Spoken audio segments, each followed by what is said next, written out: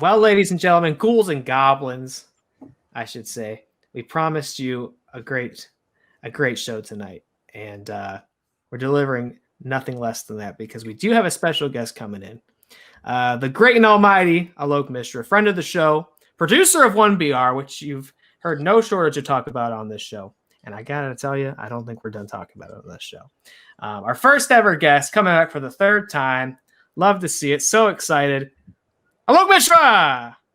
What's up, motherfuckers? It seems like you're more gray than the last time we saw you. Well, you know, I'm old. Am I on two spots in this? Or sorry, okay, I see what's going on. Okay, sorry. Got it. Well, you know, listen. You have a baby. It unfortunately ages you to no end. I've been trying to teach the baby how to swim. That also ages you too, because you're just like, is this baby gonna drown? Am I gonna let this baby drown? I'm like, fight for it. Come on, you can get that. Like, it's like there's sort of a sadistic end to it. Like, you know, like, you were shitty to me today. You want to grab onto daddy for help? I'm like, no, swim for it. I'm gonna help you a little less. Well, I mean, I feel like that's like the survival of the fittest. Let's say. That's terrible. My wife is not going to watch this, so that's a good news. Anyways, but it's good seeing your faces. I miss you. I always love to see you guys, and like I try to pop in randomly to different things, and to support you guys. And it's because you're one of the alerts, and I would suggest that everyone. I would suggest that everyone actually sets their Facebook or whatever it is to get the alert when you guys are on, because I'll just be like, who is this fucker Matt's talking to who's just scared of everything, just scared of life? That kid's just scared of life. Like he still has not watched 1BR. Again, he's just scared of life, that kid. I think he's lived some life. Like in his defense, he was going to watch it with his former roommate before the roommate moved. And then some scheduling got in the way, and I'll tell you that screw it. I'm watching the roommate probably moved out because he was sick of that dude. Because you're scared of everything. You fucker! Why are you scared of everything?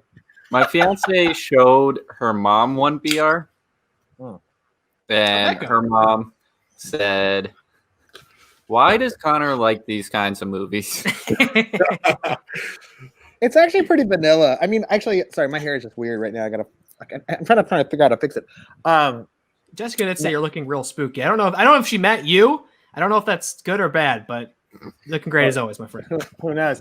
All right. So no, I was gonna say that I don't think the movie's that spooky. I mean, it's not. It's okay. If we're at a 9, a scale of like 1 to 10, and 10 being the scariest, right? 4. I got it at 4.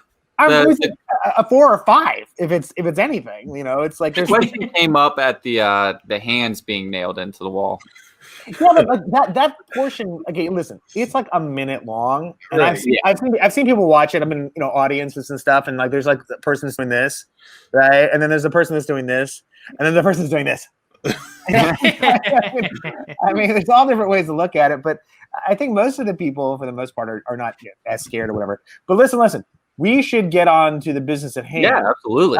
I just had a cup of noodle because how much time I had to eat. Like I literally had a cup of noodle, and it's disgusting, and I just feel gross. But it was actually kind of delicious in a certain way. But I'm not sure I had those green things on my teeth. Green onion. Were you podcasting right before this? I feel like you're in a never-ending cycle of podcasts. It was actually a podcast right before this. I was with Naomi and Clayton. Who play Lester and Janice respectively, and this is this is the third one for the week. We're doing one more tomorrow. 4.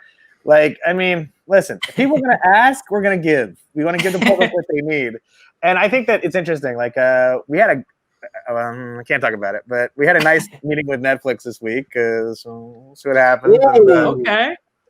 So interesting stuff going on. That's all. I'm giving you the inside scoop actually, because I haven't mentioned that to anybody yet. So I'm glad to hear. I've actually, before we even got started, I had a question for you. How does this success feel since the drop on Netflix? Because last we talked to you, it was before the film even released on Netflix. We were pumping it up. I mean, it's been great. I mean, everything we talk about here, right? Like coming on these podcasts, your podcast, coming on anyone's podcast, coming on doing interviews, and also just trying to get the word out there any which way you can, like in the Twitter sphere and the Google sphere and all the bullshit that you have to do. Like it all sort of culminated with us getting to #1 on Netflix. Yeah. I'll be honest. Like that was I cried that day. I put the Rocky, not even Rocky 3 and Rocky 1, the Rocky 4, Hearts on Fire, fucking on a loop, right? On a loop in my thing, and I was just sitting in front of the computer like, we did it. Because I was like, we did do it, because like that was the thing. Like we didn't get a theatrical release. I mean, we never got to #1 on iTunes because, we're a small film and people were discovering it then. But enough word of mouth and enough sort of real, grassroots effort to get into people's eye holes and ear holes had worked, or at least put it into their minds. So they were like, all right, what's one beer? It's on Netflix. It's free. Oh, fuck, I'll watch it now. Yeah. So it got to that point when people did, and if you watch it, and it was interesting. It started off on a Sunday, like August 23rd, and the whole way it works with Netflix, I guess, is that you get on, but you're never getting to. They've already announced the #1, but it's the #1 for the day before, right? And so when that sorry, sorry, someone's doing something here. I don't know what the fuck's going on. You're too busy podcasting, man. People want to know you're still alive. I think it's what it is. Text you later, son of a bitch. I'm literally typing out son of a bitch. Because I just have to. No, but the time it actually got on Netflix, there was enough traction. Like, let's put it this way. How many people do I know? And I'm a big connector of people, and I love to connect people, and friends are friends. At the most, I can connect 100,000 people, right? Netflix has 80 million subscribers, right? Yeah. So it wasn't us that did it. I mean, it was us trying to get it into every single place we could social media wise. And once if you actually look it up or you hashtag it or whatever, there's 100,000 really great reviews. And so it's the idea that we did all that work to get to that point to have those reviews that then lighted up everyone to say, okay, listen, I'm going to tell, if I liked it, I'm going to tell a friend. And we keep on repeating that all over our social media, almost like I'm an annoying person. I'm not saying, God damn it. Are you hearing that bing when it comes on or no? It's not a biggie. It's not. Yes, we are, but not a big deal. How can I fucking shut this off? My idiot friend is like, hey, I had sex with this girl. And I'm like, I don't care. Cut out an interview right here. Be a professional person. You're jack that shit. I'm in Death Valley right now. I don't care. Anyway, so okay. Long and short of it is this: all the stuff we did to get to the point actually got us to have traction on Netflix, and we went from #5 on the Monday. By the every day we were going up. Okay, we're 4 and 4 Tuesday and Wednesday. Then we're no. There were 2 on Thursday, which then made me think we could actually have a shot at this, So I was telling everybody, you gotta tell everyone to fucking at least this one point in time, get us on, and they did, and we got to #1 on Friday, and I was like, and I had my Rocky moment, and I was crying, and I told my wife not to interrupt me for 3 hours, and I was just crowing about it as much as I could, on social media, fuck you, who didn't believe in us? Yeah. So I did all that, and I got it out of my system, and it was good. And then I started thinking about better things, what's the next movie we're making? We're trying to work that out right now. We're casting it right now. It's focus attention, and then doing sequel work and figuring out some ideas there. And we have a lot of really great ideas. And so yeah, that was the whole thing. That was sort of the rise, and then we got to Sunday we were back to #5, and then they took us off all their prime placement for until Thursday, and we went to, and then the whole movie went nowhere. It's gone, it's gone. Because here's the thing, and there's I take no offense to this, by the way, because this is their model. The thing, the truth of it that everyone needs to know is that their original programming, the original television programming, the original, and that more so than even the movies. But their original television program, the original movies cost a lot more than our shit, right? This little movie that they got from a no budget thing or whatever, and they that's what they promote, right? And so when that stuff isn't, when this little movie came from nowhere, is up on the spot, they want to say listen, let's give this a cooling down period of sorts and get our real money makers back on the thing, because that's what drives subscription, and that's what it's ultimately about, actually. And you can't take offense to that because that's their model, right? Yeah. But they did put us back up on everything by Thursday. So we were like, I'm just sad we didn't get back into the top 10 again. But you know what? We had our run. And I got to say this, like before the movie Alive and before the Babysitter sequel or whatever came out, I think we had grounds to actually say that we were actually the highest debuting horror movie, period, and we also had the best run for that time before those two movies came out. So I mean, listen, nothing but happiness here, and nothing but happiness to be with our partners on Netflix, and like it's all good. And like, listen, we want to make Netflix originals too, so we agree, and we want to make a sequel, and we want to make a lot of things. So there's a message I have from a buddy real quick, and I'll let Connor go. As you know, all three of us pimped the living shit out of the movie as soon as it hit Netflix. And I had like a ton of friends from high school and coworkers from my old store be like, "Yo, that movie is so good." But my favorite message was from my buddy AJ, and he's like, "Okay," so I gave in and watched that movie, and oh my god, it was really fucking good. There better be a fucking second one because I need more. There it is. And I've seen the similar sentiment and demand across like social media and Twitter and stuff. It feels like people who see it come out of it going, what's next? What happens next? I'd like to know. Well, we had some really amazing ideas and something that's going to blow your fucking mind. I'm not going to say like, but I am going to say apparently Alien to Aliens. Oh, I thought you were going to say aliens were showing up. I was like, what? Yeah, I was like, no. I'm not saying that at all. I'm just saying like, Terminator to Terminator 2. Oh, if you will. Like how like the first one is a nice little setup, a nice little movie, and then all of a sudden it like gets a bigger sort of, palette to play on or whatever. Yes. And I think it's honestly congrats to like all the success, that amazing run on Netflix. And hopefully, I really hope it opens the door to more opportunities, especially at Netflix. And well, I mean, listen, we're very thank you. We're very pleased with that. But I want to know, how's the Natty Light campaign going? Failure. You missed the opening. We are now on the war on Natty Light. I didn't know. They didn't give it to you? No, they did not. Fuck Natty Light, right?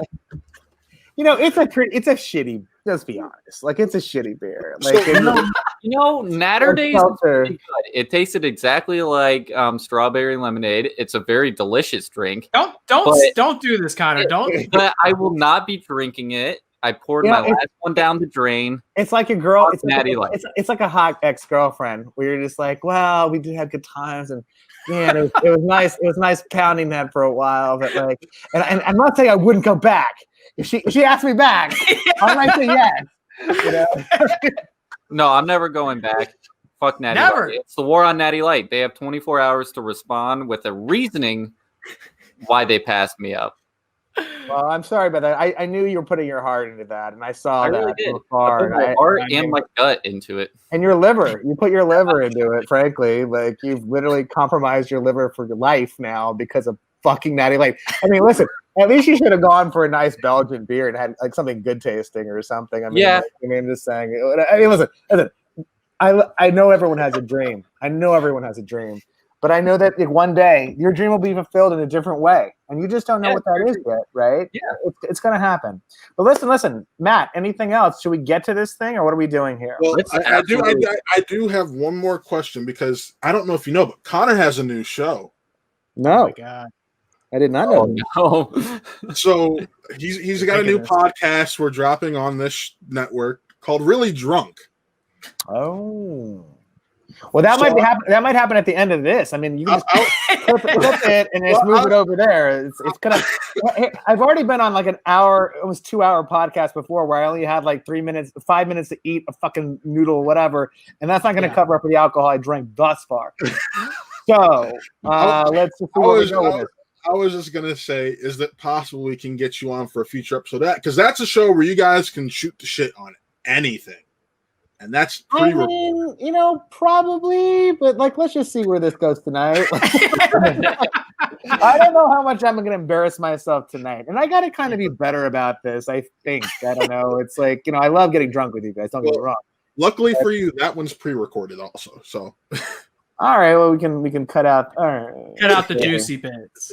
all right, we can the non-juicy bits that are blackmail for later. Exactly. Without further ado, let's get started on our list of 31 new horror films to watch every day this month.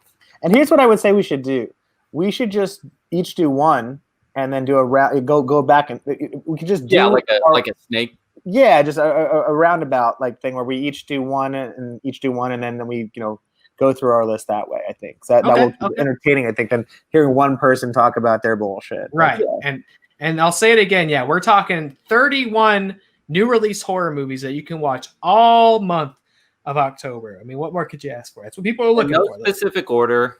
And by the way, I just think that this actually, talk about like, a window closing and a door closing and a window opening or whatever.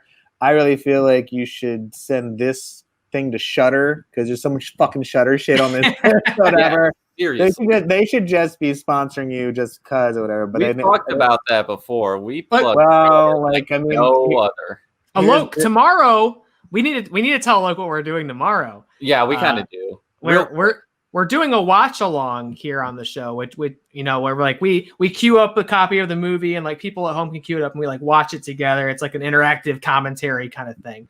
We're watching Veronica on Shudder. Oh wow! Have you seen Veronica? I tried to start watching it, and it's actually exactly what you should do for that movie because it is almost unwatchable to the point that you're like, wow, Glenn Danzig, you were just erasing all the coolness that I ever gave you in my life because you are a horrible filmmaker. And like, yeah, I could, I don't know. I got. Let's see. I can't promise anything, but I am interested in if anyone's listening to, of course they're listening to this, but I mean, you should be interested in participating in this thing because it's such a fucking piece of shit. Even for the first 30 minutes I watch it through, that you're just going to be like, this is a godsend. Everyone says actually when it first came out, they tried to basically like pivot it into being like, oh well, we meant it to be this bad, and right. It's like the Rocky Horror of horror movies, but a new Rocky Horror or new Room. And when people are trying to pivot to the Room, you're just like, holy shit, this is fucking terrible, right? So yeah, I think that you're not in a bad space to want to do a show for that one for sure. Yeah. An interactive show, if anything. Yeah, I'm looking forward to that. And also, just to let me know, we are still doing our Cats watch along on October 10th. Alok, in case you're interested, I know you're a big Cats guy, and you can eat whatever you want before we start. He'll get the notifications for all the watch alongs we're doing all month long. I think we have 5 of them. Well, hold on. What happened to the Twilight watch? November. We're still doing that. Oh, okay. So November 21st. So when is the Cats one? October 10th. Oh shit.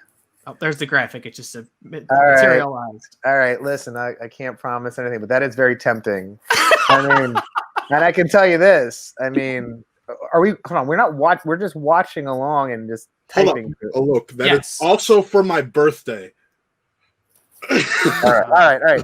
So listen, birthday pressure. Here's the thing. Birthday pressure aside, but is it a thing where they're not videotaping us watching it, or it's just we're watching it and we're watching it live stream. We're doing this. We're doing this with while watching. So you would have the movie on a different screen. Is it what channel is it on? What the streaming thing is it on? Or either HBO. HBO is what it's going to be on. It's already on HBO. It goes on HBO that day. Oh. All right. Listen, I'm not going to tell anything. I got to think long and hard about this, but I can tell you this: Naomi Grossman, she fucking loves her some Cats. Hey, you can tell Chris's face also because he's going to be on. Okay. All right. Well, all right. I need to get through this list. I've already been drinking tonight. I need to get through this, and I need to, get to put my baby to fucking bed or some shit or whatever.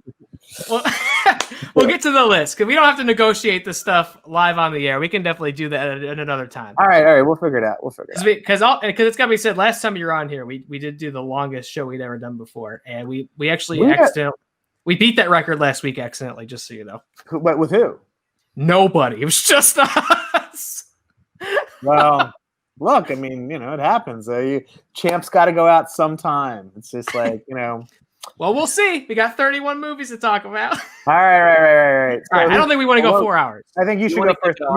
I think Taylor should go first. You go first, Taylor.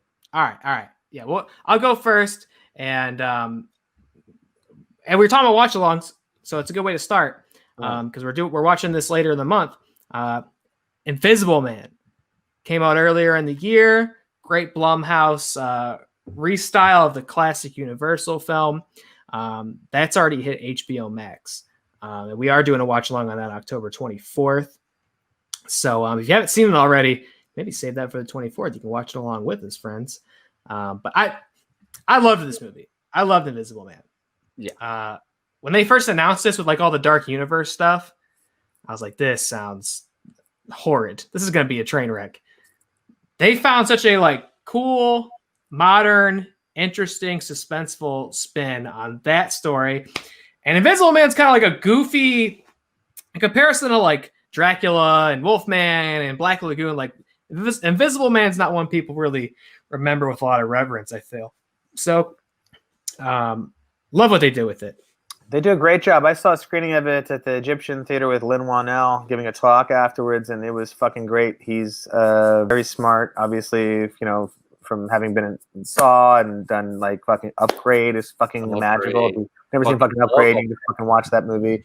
And he, he was so fucking witty and funny and just down to earth and, just didn't give a shit about anything and just made a great movie. In fact, I would say it's definitely in my top 5 of the year thus far. Just FYI. I would agree as well. I mean, especially with the weird release calendar we now have, which is non-existent. This will definitely end up being one of my favorite movies of the year by the time this is all said. Absolutely. Really loved Invisible Man, and looking forward to watching it again on this channel later in the month. It's gonna be awesome. Let's do it, Connor. What's your next movie? The Wretched on Hulu. It's got The Wretched. Boom. This was one of the first movies I watched in quarantine. And it is such a creepy, fun, almost Fright Night type-esque movies. The kid next door swears there's, a witch next door, basically consuming people almost, and nobody believes him. It's got such a cool twist to it, some good scares. I think the creature design is really creepy and effective. Not only is it genuinely creepy and scary, I think it's just a lot of fun. Such a fun movie, like a throwback horror almost. It's on Hulu, so if a lot of people have Hulu, definitely check it out. It's so much fun. I mean, did so good, so well with the drive-in theaters and so forth. Yeah, I also saw it at the drive-in. I've seen the movie 4 times. It's just so much fun. Yeah, and the brothers Pierce, who we met at Fantasia where it premiered, are very lovely people, very down-to-earth people, and they're doing stuff with Ghost House, Sam Raimi's company, next. That's what I know of them, but they're lovely people. So I have a question. Every time I mention a movie, is it in the sequence that we agreed upon? In terms of we had numbers, when I sent you stuff back and forth, Taylor, are they not going to put up stuff based off of that? Or can I just name a movie and he'll find it and put it up or whatever? Or how does it work? I'm the one throwing up the graphics. You do whatever feels right to you. Okay, because I wanted to start from the bottom of my list, sort of, because I have there is no sort of order to this. This is just movies I think are cool. But I just I felt like I wanted to talk about something in a certain order. So I'm going to start with Homewrecker. And Homewrecker is it's one of the funniest, weirdest black, almost comedies, but get serious in recent memory.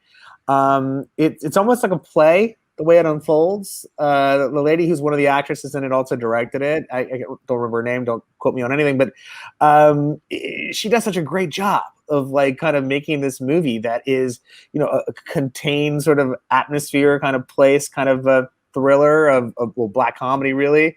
And when you think it's one thing, it turns into something else. And it is troubling and amazing. It's worth checking out. I think it's on VOD. I don't know where it's at, actually. I think it's just on VOD, or maybe it's like figuring out it's streaming home. This happens a lot to films. You know, they have to wait a couple months to figure out where it's going to end up and so forth, and they're waiting for an overall deal or something like that. But not to be missed. Really a fun film. And, you know, if you would include it in your horror movies of your list of horror movies for 2020, I think it's very apropos because we are all trapped in our house right now. And it all happens in one house. So that is my thoughts on that movie. Like you talk about being trapped in one house. What a great segue to the next movie on my list, which is The Lodge. That's streaming now on Hulu. We talked about this on one of the I think maybe the second ever episode of this show. Yeah. We reviewed The Lodge.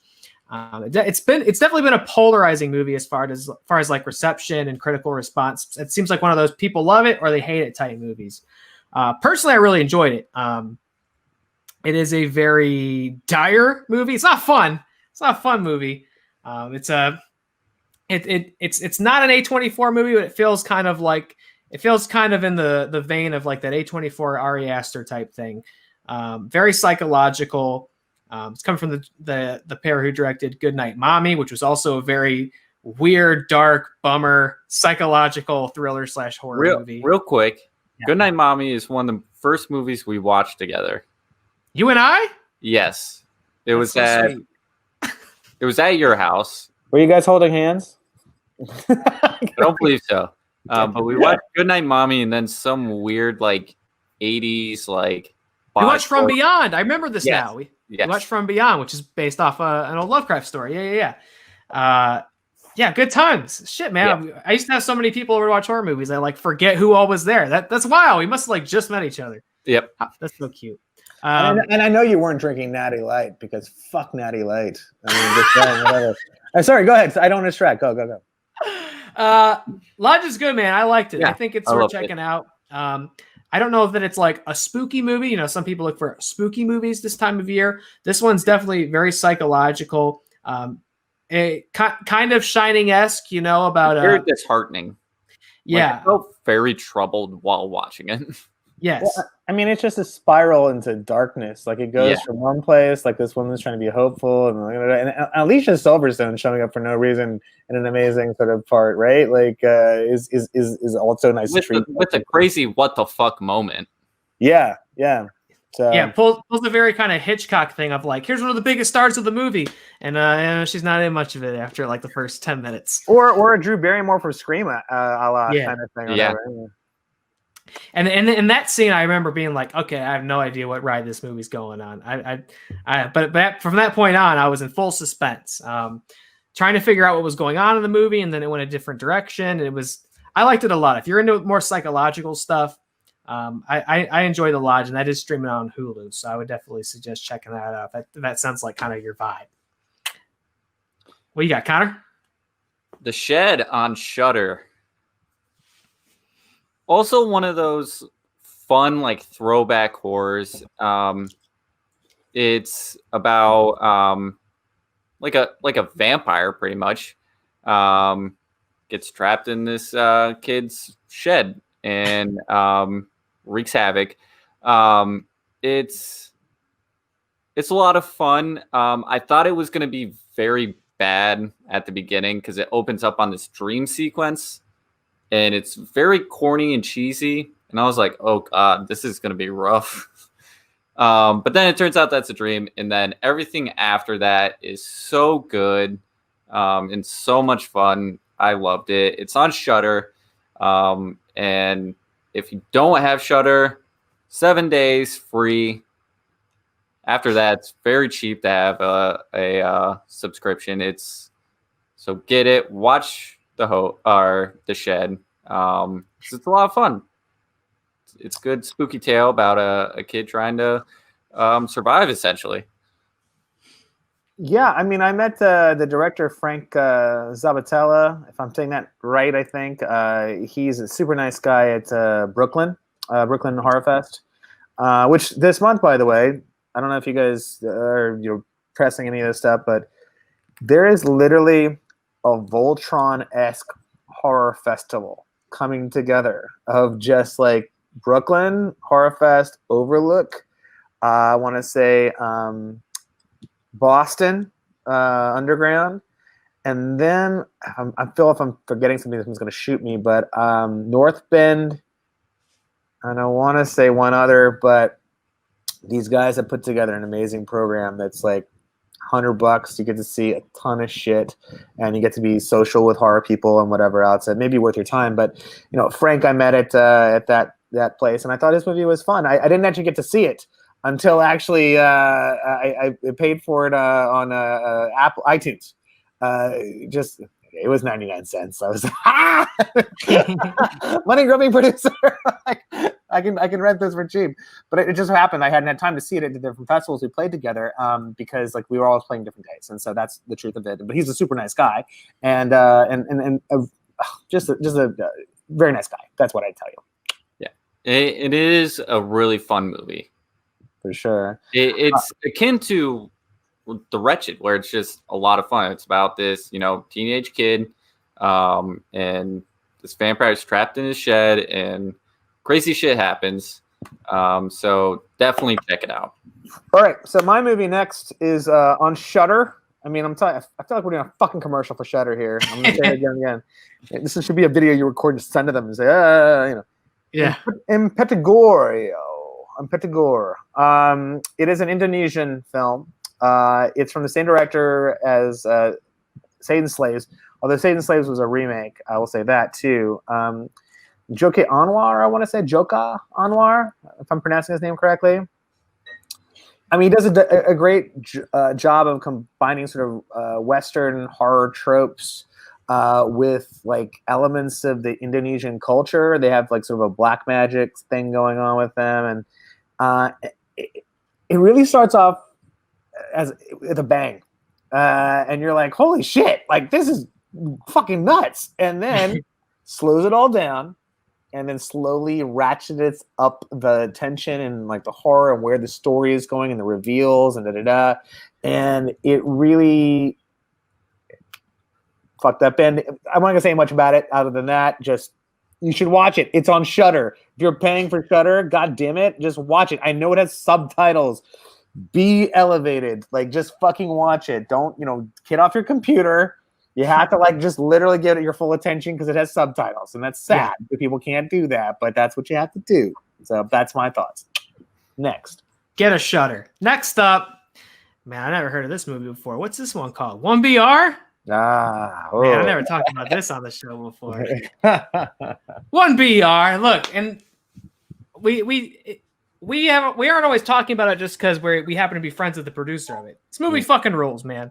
I would be praising it even if we weren't. We didn't have the pleasure of getting to know Alok and Naomi Grossman for that matter. But look, 1BR. It's been killing the Netflix charts. That's where you can watch it right now. So easily accessible. Netflix, if you haven't gotten around to watching this thing already. If you tune into our show and you haven't watched 1BR by now, I don't know what's going on. Unless you're Chris Lopez, because we know he's a scaredy cat. You can't step up to the plate. It's not that scary, though. That's the thing. We keep on talking about this. And this guy just got to, he's got to badge up. He's got to badge up. Like, that's all I'm telling you. You tell him I told him to badge up, all right? And we'll go from there. But I'll be honest, I was pretty puckered up while watching it. It's not that scary. It's not scary. All right. Sarah, we have to move this along because I am getting drunker and drunker as we speak, and I just want to get through my shit. Like I want to tell you, I've written a little bit of shit for each one. I just want to like for the trouble I took to do it and watch it. So I watch like 3 things a fucking day. Just to fucking catch up in this and that. I know you didn't, Connor, you son of a bitch, you Nat Light drinking son of a bitch. I was like, I'm just saying, like, let's just get through. Let's just get through it. All right. I mean, I don't know any other version of you than the one that's rapidly getting drunk on the show. So you're sticking to expectation. Next up, we got we have Host on Shudder. Once again, a Shudder plug. A seance gone wrong on Zoom. It's only an hour long, so it's a quick watch. Very scary. Definitely check it out. Took the whole world by storm, pretty much. It was on Good Morning America, all this stuff. Yeah.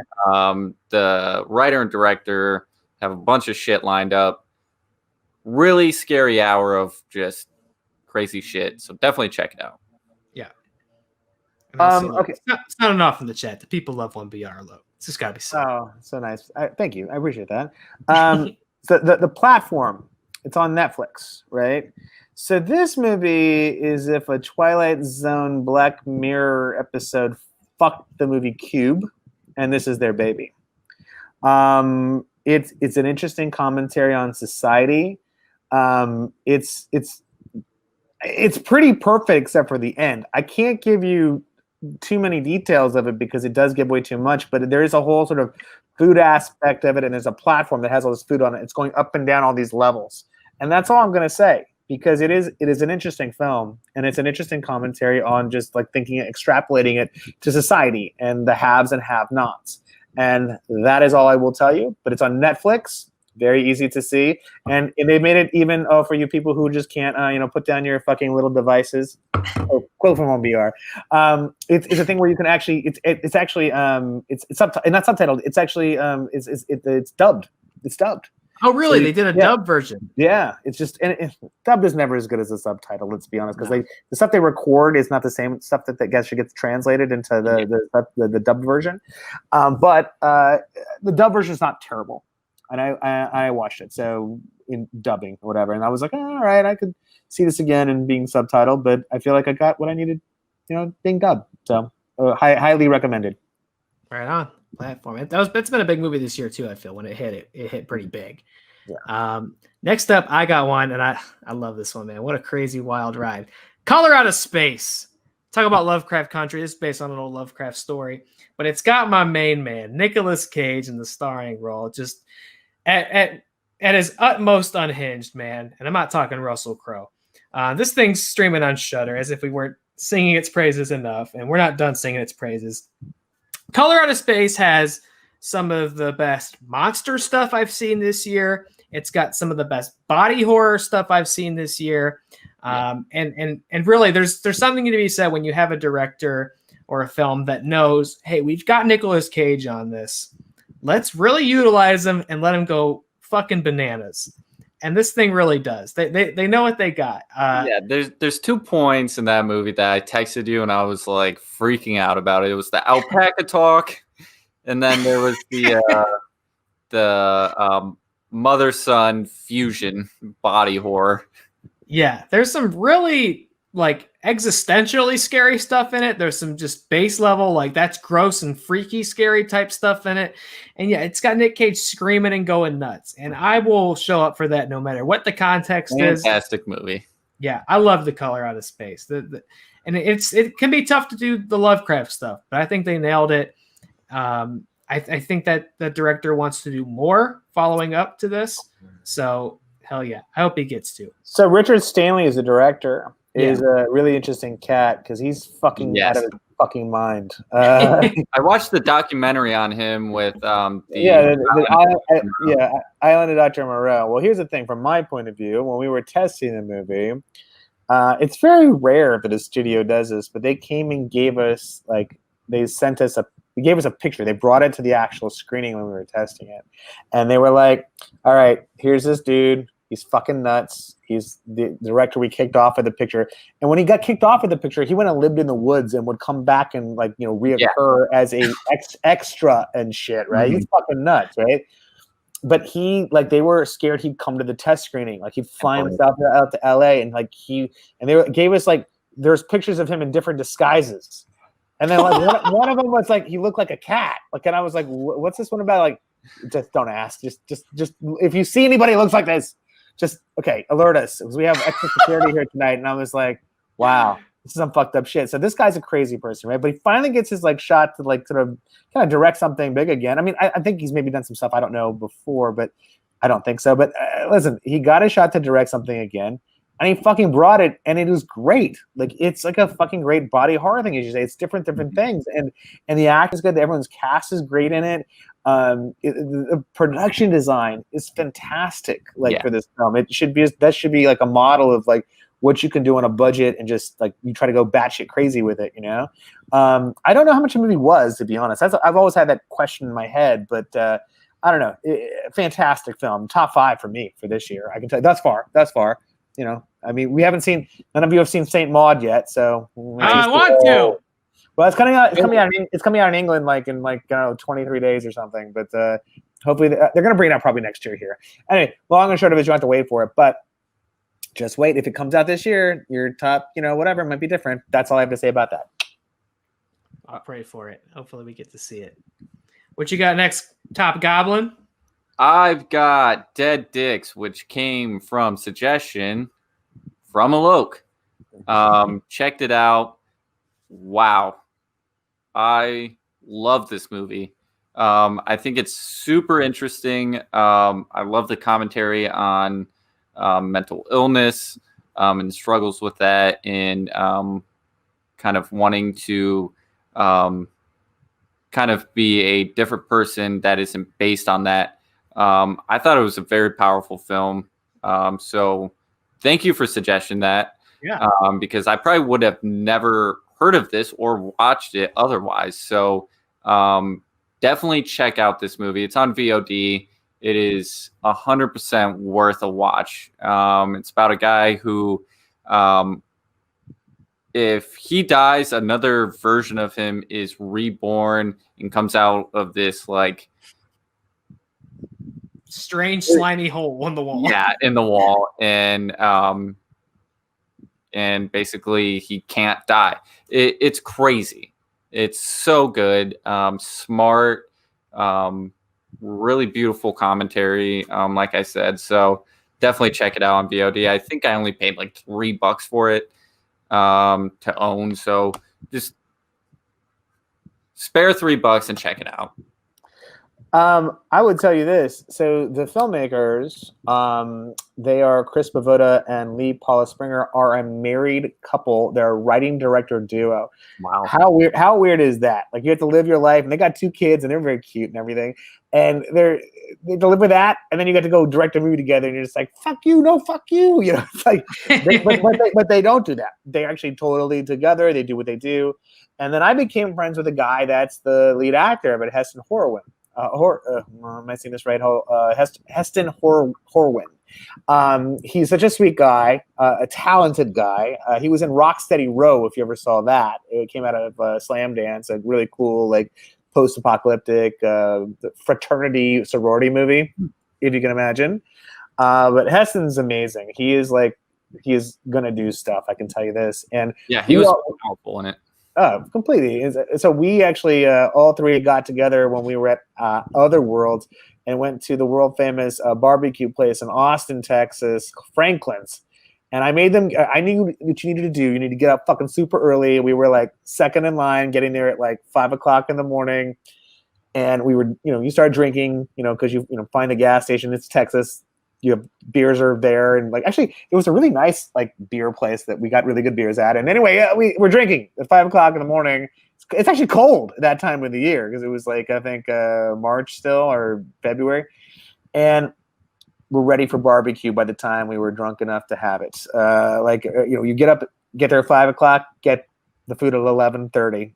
So you've been drinking the entire time, and it's like a kind of circus atmosphere, that entire line of barbecue. But long and short, though, is that these guys made a movie that's a movie about mental health.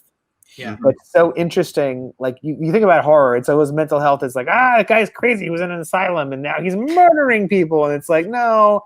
This guy is just fucking depressed and he wants to kill himself, and his sister's trying to help and trying to, manage a person who has mental illness in the family. And you never see films like that. And these guys have even cooler ideas. They're going to be shooting some interesting stuff, I think, next year. I can't talk about, blah, blah, blah. But like, this is the couple writer-director duo to keep an eye on, and also Heston, of course. That's all I got to say about that. I just want to say real quickly, it is a well done and thoughtful way to have a commentary on mental illness. I definitely related to it a lot because there's a line in it that relates to it. It's like something like you can't kill who you are, but you can try to be a better person or something like that. And it's really relatable, and I just thought it was a beautiful film. So we can move on. For sure. Cool. I did Impetigoir already, right? So that's done. Okay, Honeymoon Phase. The Honeymoon Phase, directed by Philip Carroll, and also starring his wife, who you see right there in the picture, Chloe Carroll. Husband and wife, director, actress duo. Hello. Wow. Interesting, right? Also VOD right now. Just opened in the UK, I think, like yesterday or something like that. So you can find that there too as well. Terrific sci-fi horror kind of thing. It is done on a budget, but really thought out. Transparency, they're also on Dark Sky, who's releasing us, so I want to put that out there. So not licking one's ass, but I'll tell you what, I actually didn't. We basically met each other at a festival first. We were at Other Worlds in Texas, where Dead Dicks. We just did the story about them eating the Texas barbecue. They didn't come with us. They should have. They just couldn't get up early enough. So fuck them. They didn't get the barbecue. But the amazing duo, those two. And it's killing it all over the place. It's wherever it can be reviewed, it is well reviewed, and I would highly recommend it. If you want a little Black Mirror mixed with your sci-fi horror, I'd call it. So that's my point on that. Like Forrest Gump said, that's all I got to say about that. Well, next up, I got one. It got a pretty. I don't know if it got a big release, but it got a lot of attention. That is The Hunt, coming from Blumhouse. This was kind of one of those weird ones where it was like right on the cusp of like us entering the pandemic and everything being awful and movies not coming out. This was one that I got to see on that premium VOD thing. This got a lot of attention because it personally angered the president, and it apparently delayed the release of it even further and said like it was inciting panic and chaos and violence. Do I think it warrants that much controversy? No, but I always think it's pretty fucking sweet. I mean, pretty punk rock to have your film upset the president. That's always going to be true. So I thought that was a pretty cool element. And I think it knows what it is. It's kind of campy. It's kind of over the top. It's very violent. Kind of has a battle royale type feel to it about this group of people who are being kidnapped and taken from their homes and unleashed in this random plot of land.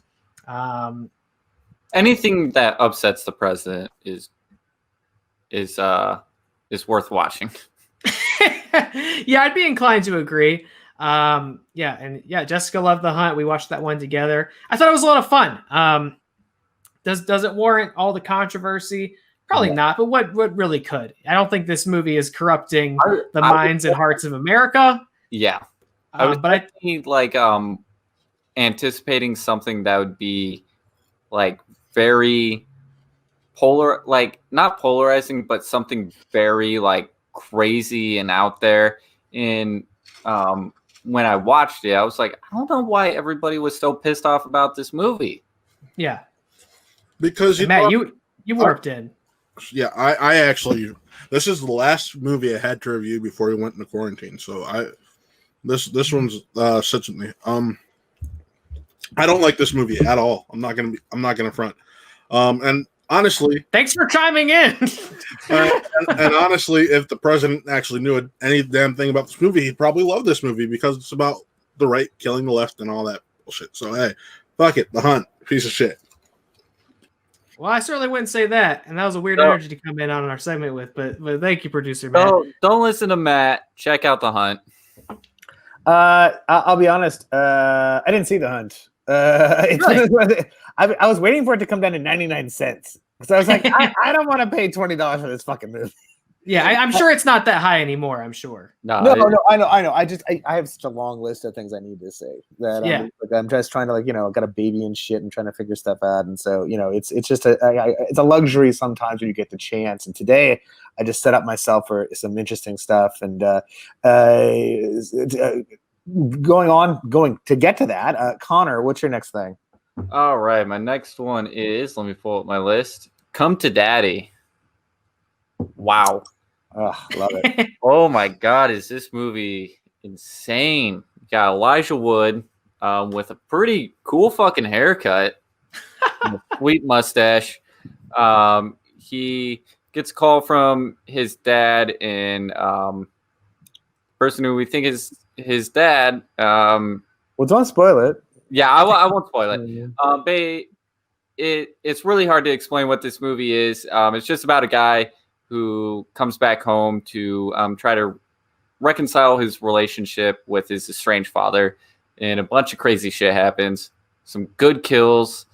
It is so cool. I mean, good kills and amazing injuries, and Yeah.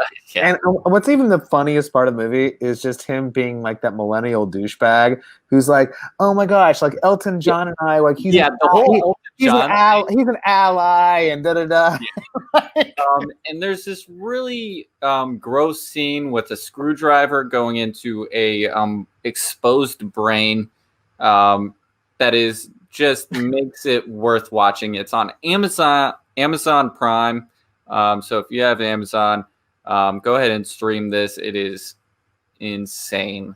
Well worth your time, and it's gonna be disturbing. It almost has like a pulp fiction element to it, and the way that unfolds is really kind of clever and disturbing. Mm-hmm. And it's absolutely a Halloween movie, even despite the fact you might not think it is. It is. Yeah, yeah, definitely. So I'm gonna do next one for me. Fucking the commercial for Shudder that never ends. And we love you, Shudder. La Llorona. Not to be confused with the Blumhouse version that was such a piece of shit. There's another version of this movie, the same title, I want to say. Yeah. That's just such a piece of shit. Like it's like a 1% on like Rotten Tomatoes or something. I don't know what the fuck. But this one is like, 90 plus. And what it is, it's a Guatemalan film, which is interesting in its own right. And it's about this sort of disgraced politician who is like hiding in his house and with his family. And it's kind of because of his political sins that will be revisited on his family, let's call it, that horrible things start to happen to their family. I could tell you further about it, but I think it's actually more interesting the way it unfolds for you to for it to be more mysterious and so forth. You should definitely check it out. There's a reason it's 90+%. It's not Rotten Tomatoes isn't always accurate. Let me just be honest too. Yeah, there's some stuff you're just like head scratching. Like I literally sat next to one of the directors of one of these movies that I think you're going to review probably later, and I won't say which one. And I was trying not to fall fucking asleep at one of the festivals, and I'd gone to lunch with this guy and gotten drunk with this guy, and I was like, this movie sucks. Like, so, anyway, these are some things on Rotten Tomatoes that are highly recommended, and you're like, I don't understand how this is. And this is not one of those. This is highly recommended. It actually is a great film. You should definitely see it on Shudder. Yeah, and a real quick plug for Shudder. The catalog is so amazing that I have such a long my list that I'm trying to get through, and La Llorona is on there. I'm trying to get through all these movies, even like back catalog to like the 70s. They have such a huge catalog. Get Shudder. Taylor, what's your next one? Well, it is one we've discussed on the show before, and it's worth mentioning again because I don't think it got too much attention, at least that I noticed, is a movie called Sea Fever. Man, I love the idea of like this oceanic horror because I think the ocean is so inherently strange and mysterious and scary. And this is a movie, if you guys haven't heard that episode, this is a movie about a crew on a ship at sea who are basically under siege by some sort of parasitic organism that's getting into their body. It's turning them against each other. They're trying to figure it out, and they just can't seem to do it soon enough to stay alive. It is a really great like paranoia thriller. It does kind of, everything that deals with the ocean sort of inherently dips into the Lovecraftian thing. This definitely does as well, where it has like this antagonistic organism that you don't really understand or has never been seen before, and you don't really know what the rules of it are. And also kind of prescient, because the big dilemma they get is like, well, we could turn this ship around and go back to the mainland and figure this out and get better. But the other argument is like, no, we can't do that because we could spread whatever's happening to us. This parasite could latch on the other people, and a lot of people could get sick, and a lot of people could die. And we watched this for the first time in mid-pandemic or in the pandemic, so it was like, wow, this feels real relevant. And seeing that relevancy realized was really only drove home how scary and not so out of the realm of realism it was. I thought it was cool, and I just love anything that takes place in the ocean horror wise. We double featured this with the Beach House, which we don't have on the list today, but if you like scary stuff in the water, I'd also recommend Beach House. But Sea Fever I thought was really cool and perhaps underrated because I just haven't seen a lot of people talking about it. That's on Hulu, right? Yes, and Sea Fever is streaming on Hulu right now, so if you got that account, you can fire that up right away. I hate to say it, but I did not like Beach House, but I'm not going to say any other thing than that. Beach House on Shudder? Sorry, yo. That's the one thing I didn't like. Just saying. I actually saw it at Chattanooga, the virtual festival, and I was like, Anyway, I don't want to like talk shit. Only positivity. You're a great film, Beach House. You're the best. Go. Next. The next one I have is Becky on VOD. Kevin James plays a neo-Nazi who gets out of prison with a couple other Nazis, and takes basically based around this little girl Becky and her family.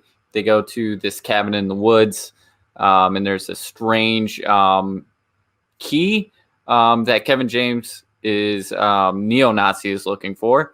And basically terrorizes this family. Becky fights back. Incredibly violent and gory. Such a good film. So much fun. It's on VOD. It's just a fun watch. You're rooting for Becky, and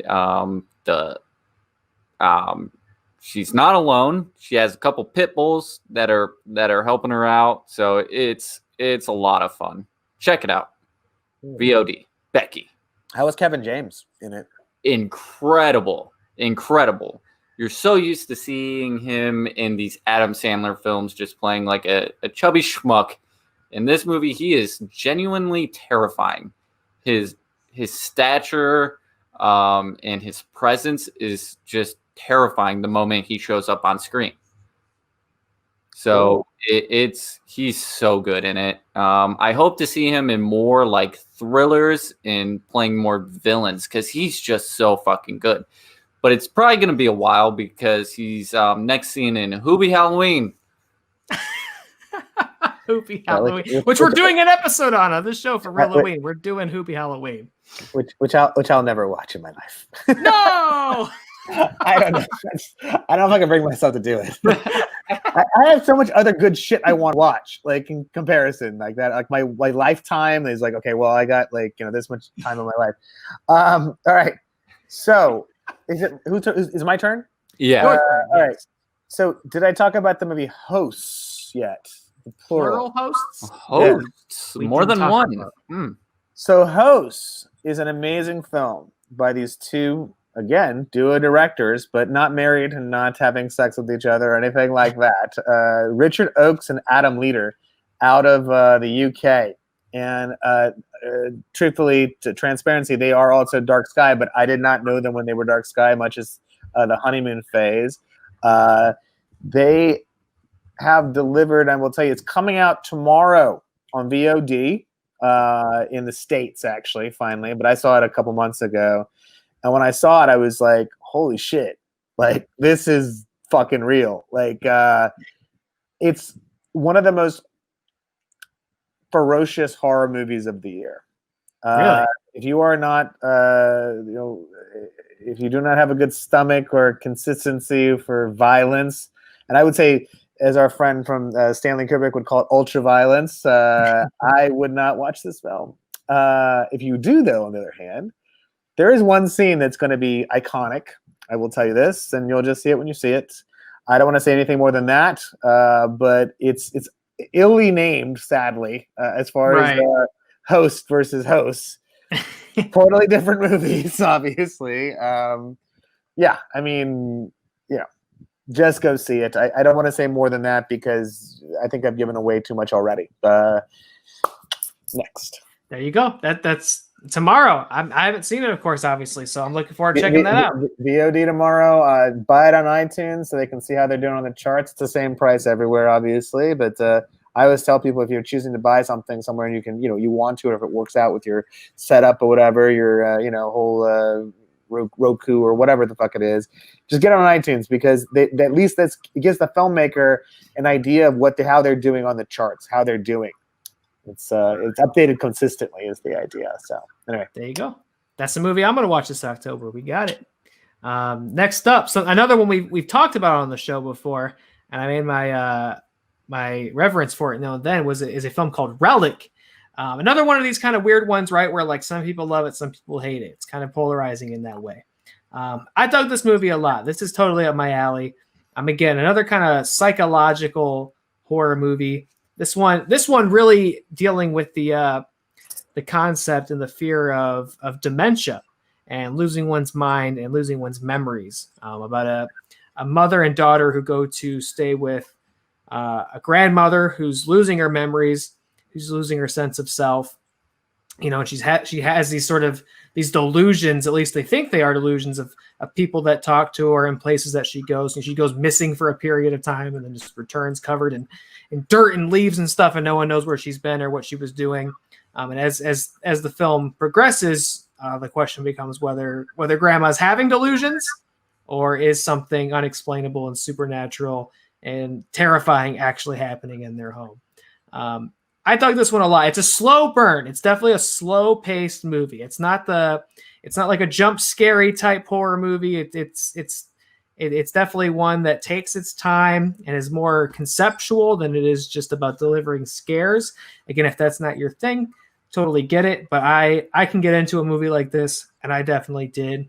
And I think it pays off in a pretty satisfying way in the last couple minutes. So if you like something a little slower, a little more methodically paced, I recommend Relic.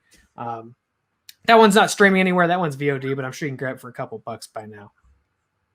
I can tell you specifically $4.99 because I grabbed it today. I don't want to talk shit on people, but I wasn't a fan. I'll say this: it takes a long time to get there, and then once it gets there, the last 30 minutes, okay, it's decent, but it's not. I don't know. It's not. There's not much of an explanation necessarily, and so okay, whatever. But it's directed by a nice lady director and stuff like that, and we all have to support our lady directors because we don't have as many horror lady directors out there and stuff like that. And I can't wait to see what she does next, actually, because she did this on a budget. It's an Australian film, and it's a thing where people have shown some love to it. I don't want to shit on it as much, but for me personally, it didn't resonate with me as much. But Connor, what did you think? It's one of the few movies that I did not enjoy as much as others on this show. I did enjoy the commentary on it, but it was one of the first episodes where we did not agree totally on a movie. That's right. Oh, so it's one of those notorious episodes. But I think those are the best. Those are the best episodes, by the way. Because, it is a polarizing film, so I would recommend watching it. To see your take on it, because those are sometimes the best films are those polarizing ones. Well, sometimes you see something you didn't see. You know what I mean? Like there is an interesting idea of having the whole idea of having to put a parent in care, right? And is she losing her mind or is it demon possessing her, sort of thing, right? Yeah. Who knows? But I don't know. I may have to give it another watch, frankly. But I for what I saw today, I didn't like it. But anyways, so are you next, Connor? Yes, my next one is We Summon the Darkness. I saw this at the drive-in paired with The Wretched, and I loved this film. It's on Netflix. It's a lot of fun. You have can't think of her name. Daddario? Yeah, Alexis Daddario. So hot. So hot. Alexandria Daddario, something like that. And Johnny Knoxville playing a preacher. That's right, Knoxville. Yeah, it's about these three girls that lure these other guys at like a punk show to their vacation home, and we find out that they are using them as a sacrifice to create satanic panic, and some crazy shit goes on. It is a lot of fun, very gory, and a lot of fun. So definitely check it out. It's on Netflix. Everybody has Netflix. I don't know anybody that doesn't have Netflix. So it's very easy to watch. It is worth it. So much fun. Check it out. I thought it was good, but not great. I would also tell you that if you come home drunk, none of us can come home drunk from the bar anymore, I guess. But like if I was coming home from the bar, I'd sit down and I'd watch that movie. I would stay awake. I wouldn't pass out. I would stay awake. Yeah. Like that was totally fun. That's what I would totally tell myself, right? Like, so I agree with you in that. It was definitely a fun experience seeing The Wretched and then this back to back. Yeah. Well, I mean, like, listen, The Wretched is a great drive-in movie, isn't it? Mm-hmm. Right? Like, it's been proven. I thought this was better suited for the drive-in than Netflix, but I did watch it again on Netflix, and it's just as much fun. You know what's missing, though, is, I mean, there's heavy metal, there's all this good stuff, drug use, We need, like, one good sex scene. Yeah. It would have been, no, I'm serious. It would have been perfect. It would have been perfect if, like, Alexandria, whatever. I mean, she showed us her boobies before in True Detective, right? And she's like, she's making love to like Woody Harrelson. I want to say, right? Like that was the scene, right? And Woody Harrelson. You guys have all like watched that and rewound that scene a couple times. There's an entire subreddit dedicated to that scene. Okay, I can see why though, because she is fantastic, and like the letdown of like, for example, like the Baywatch movie, so you never see those boobies, like those fantastic like warlocks. I want to see those warlocks. Why can't we see those? Like, so anyway, long and short though is that yeah, we talked about it. I'm gonna do my thing now. All right, all right, Monstrum on my God. So Monstrum, okay, think about, okay, this is a Korean film, right? It's on Shudder. Sorry, commercial for Shudder fucking again. I love you, Shudder, but just goddamn, so much good shit you putting out there. I gotta fucking say it again. I literally having to move things up and down to just make sure that this doesn't seem like this is a fucking Shudder commercial. Yeah. I'm putting the VOD stuff in between things or whatever else, but it's just like they're just doing great work right now. I gotta tell you. So Monstrum. Think of the movie, our friend who did The Parasite. I can never pronounce his name. Bong Joon-ho. Yeah, him. He did a movie called The Host, right?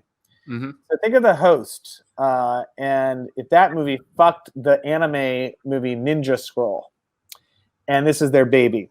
But it's in feudal Korea, and there's an interesting idea of political intrigue as well, also in the mix, and that's what this movie is. It's fucking fantastic. All the effects are top notch. The creature, sometimes it looks a little cheesy, but it actually looks pretty good most of the thing. And they do a Jaws kind of thing with it, where they kind of keep it, but then they kind of bring it. When they bring it well. So worth your subscription to Shudder to watch this film.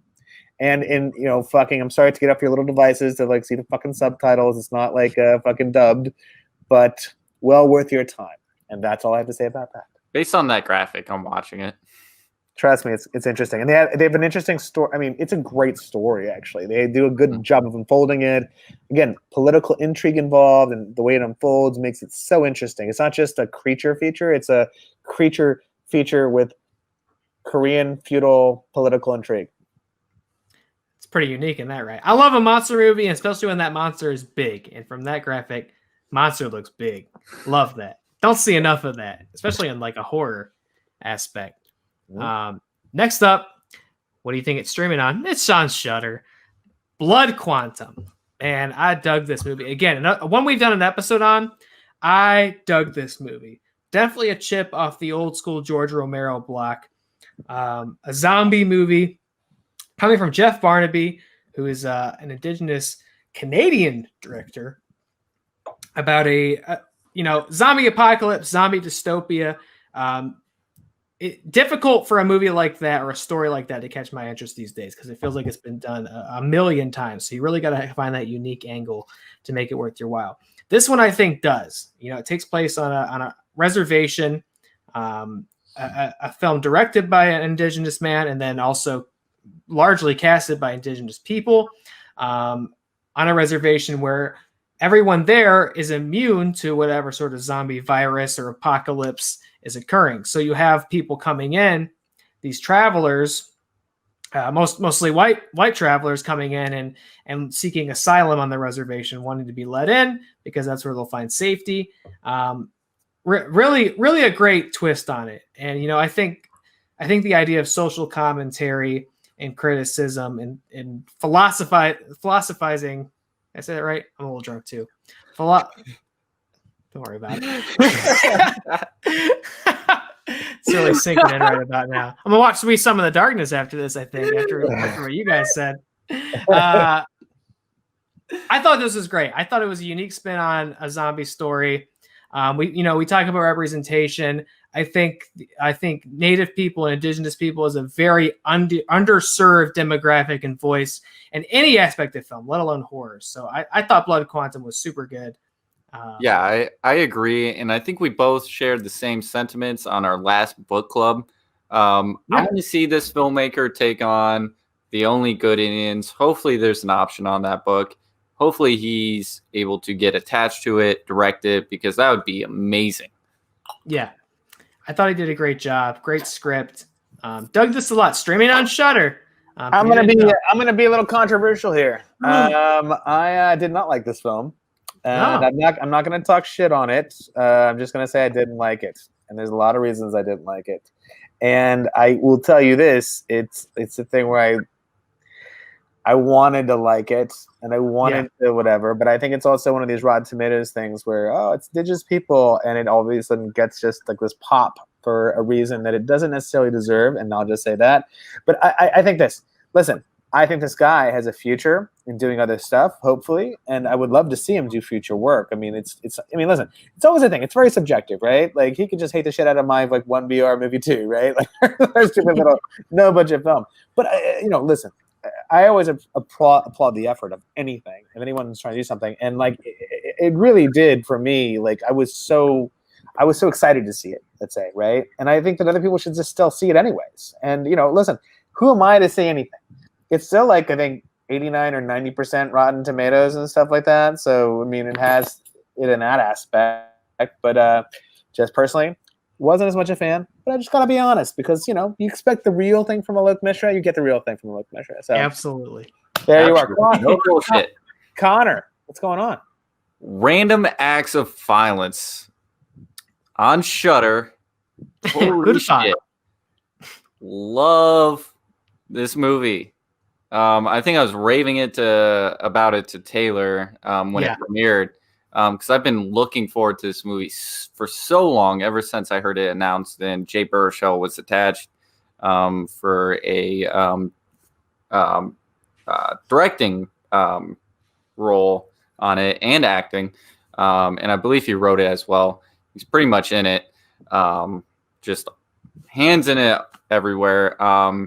So good. It's about a comic writer who's writing these comics based on some murders that happened in his hometown, this famous serial killer. And then he goes further from what happened and writes about further murders. And the murders he writes about in these comics end up actually happening and coming to life and recreated. And they start pretty much happening closer and closer to him. Very violent, very gory. The title pretty much says it all, Random Acts of Violence, but there is a story to it, and I thought it was very well done. Good social commentary to it. I know it's very polarizing. Some people are loving it, some people are hating it. I'm in the camp that loves it. I had so much fun with it. Definitely check it out. On Shudder, free week streaming. There you go. Cool. All right. I just screwed myself up here a little bit. Matt, have we done VFW yet? No, right? No, we haven't. No, I got you. All right, so VFW, Joe Vegas, who's a fucking genius. This is only on, I think, VOD right now and some other kind of, I don't know, subscription. I don't understand. But it is an amazing, in the vein of, what was it, Precinct 13 or whatever it was, the John Carpenter movie? Right? Oh, Assault Assault on Precinct 13. Like, kind of think about this. Think of a trapped environment, people trying to attack you and the whole thing. And the people they're attacking are a bunch of, like, veterans of foreign wars, veterans, let's call them, like Stephen Lang, who's, you know, amazing villain in Avatar and also Don't Breathe. And, Holy shit. He's just so good, right? Yeah. And then Martin Coe from fucking Cobra Kai, which is amazing, by the way, too. If you haven't seen the Cobra Kai, you got to watch Cobra Kai. And Fred Williamson, who's gotten a little too Me Too'd right now, unfortunately. But apparently he tried to assault Naomi Grossman. Like, he tried to pinch her butt. And one part of you is like, this guy's just old and he doesn't know any better, and he's just fucking old. But there's some part you're like, you shouldn't do that, dude. I feel like the older people should know better than anybody. Who was this? Fred Williamson. He's a football player, such, you know, movie star or whatever. This big black dude. Anyway, he like I said, he's very old right now. And I actually met him when I went to go see actually VFW at the ArcLight in Hollywood and to hear Dear Bagos talk and stuff like that. Joe Bagos talk. And he was there in the audience. I shook his hand. I have a picture with him. And then all the Me Too stuff came out like the day after. And I was like, come on, man. He was so good. And he is so good. But you're just like, he's not even like trying to make a defense for it. He's just like, I have to pinch butts. And you're like, you can't pinch butts anymore, dude. Yeah. Poor makeup girl he assaulted, and like she wanted to quit but didn't quit because, like, you know, and then he assaulted her again. I don't know, whatever. Go read about it. I don't want to talk about this fucking depressing shit, but I want to talk about VFW. VFW is a great sort of movie, like a, you know, Assault on Precinct 13, that is like a contained atmosphere kind of thriller slash like action movie slash horror movie, because there's so much bloody action that goes on in it, and it is really cool. Like, I mean, all the deaths and everything else you can, you know, kind of figure. I have actually maybe I should just do both of them, because I was going to go. The next movie I was going to actually talk about was Bliss, which is also, if you want to put that up there, also Joe Bagos on Shudder again. You know, whatever. Terrific deconstructed vampire movie. It has sex, it has drugs, it has lots of blood, and it is amazing that Joe Bagos has had 2 movies within this year that have been he's so prolific. I mean, maybe it just times out that way, where you have this, like, you know, VFW movie, and you also have Bliss, and holy shit, they're just so well to check out. You're just going to be like exhausted by the end of both of them for the amount of blood and gore and just faces like skulls being destroyed and crushed, and, you know, and blood being sucked out by doing cocaine or some version of like black cocaine or whatever it's called. Like, you know, you're just gonna be exhausted. Bliss is on my list for Shudder. It's like 4 movies in, so I'll get there. Dude, just watch it tonight after this discussion. Okay, I will. Your mind's just going to be destroyed. You're going to be like, what did I just go through here? I watched it in the theater, and I was mentally and emotionally, I was so exhausted. It is so visually ferocious and attacking you, and with different things and ideas, and just both of those movies. It's a good double feature, but I think that one of them is still on VOD in some other place, let's say. I think actually what it was is Fangoria had it. And then, you know, the real Me Too that happened to Fangoria, unfortunately. Right. There's a lot of Me Too stuff tonight. I'm sorry about that, but you know, but Fangoria, that's what it is, man. Good to be honest about this stuff. Fangoria has a new buyer that's bought them, and they're going to return hopefully like a phoenix and be better without sexual assault and so forth. Better, bigger than before, let's say. So yeah. I packed a lot into that, and I think I've gotten out of 2 of my movies, VFW and Bliss. So sorry I had to like go out of turn there, but I feel like it was a nice double feature for Joe Bagos, who's a fucking genius, and I can't wait to see what he does next. Actually, fun story. we were in Fantasia, and he got in our bus with us to go back to the airport. And him and I kept on getting delayed at the airport because, like, you know, Canada Airlines or whatever it's called is a shitty airline and keeps on delaying. And we just got drunk at the bar. And then he happened to be sat right behind me in our airplane seat. So we kept on like talking shit to each other, like, you know, from the seat behind and stuff like that. So it was a fun memory. Anyway, so God bless Joe Bagos. God bless all the gore he brings. And Connor, watch it tonight. I will. Boom. Hell yeah, man. Well, I'm glad you doubled up because this next one's the last one on my list, man. We've got so many great movies to talk about. I like ran out of ones to think of. But this one kind of, again, comes pre-pandemic when movies were allowed to be seen in the theater. Kind of underrated or at least underseen. Gretel and Hansel. I dug this movie, man. This is coming from Oz Perkins, who also did The Black Coat's Daughter, which I dug a lot. As soon as I saw that, I was like, yeah, I'm signed up to see whatever this dude does next. Like, I don't know what he's going to do next. Gretel and Hansel. I mean, obviously from the title, you kind of got an understanding what it's about. It's a riff on the old folklore mythology story, but sort of takes a detour. You know, narratively, it's all right narratively. Like it's the old story, you know, two kids wander in the woods, they get picked up by a witch, and she's like low-key plotting to bake them into a cake or something. Like, that's still at play here for sure. But the story it tells visually, man, this is what we talk spooky. This may be the spookiest thing I've seen all year in terms of visuals. I mean, this thing looks amazing.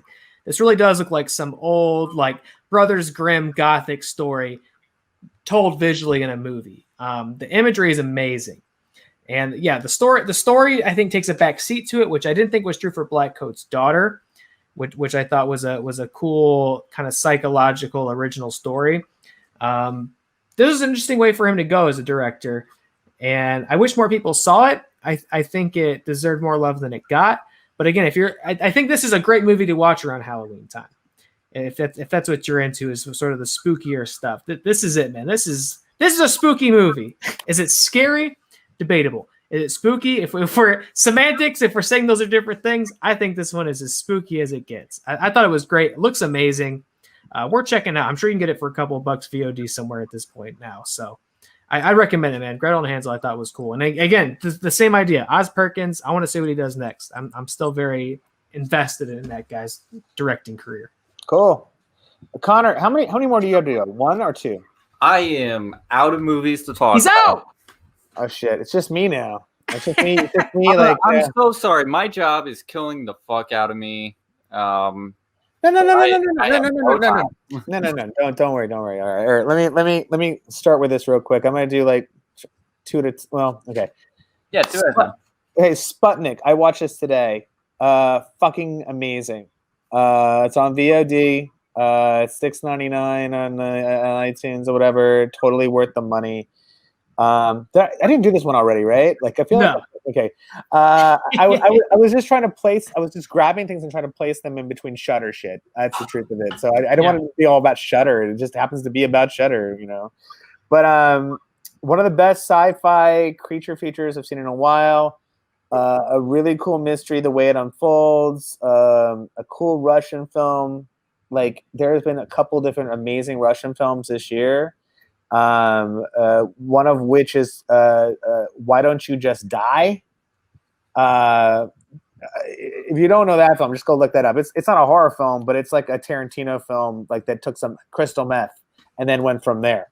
It's a great film, and the guy that directed that, this guy Kiri, we met him at a lot of festivals, and he was a fucking physicist, right? And he just told me the next thing he's shooting already. I can't talk about it, like, you know, can't talk about it kind of stuff. But it's crazy bullshit nuts, like his next movie. Anyway, going back to Sputnik. Sputnik is totally something you should definitely rent. Rent or buy. But I'd say rent it. I mean, you know, how many people want to keep around a Russian language film? I mean, you might, you know, it's like, but how many friends then want to watch that? If you want to watch that, then keep it and buy it. Right. But if you don't, then you don't know, you know, do the whole thing where you rent it. Totally worth your time. Next thing is Alien Addiction. Man, tell me about this movie. Yeah, please.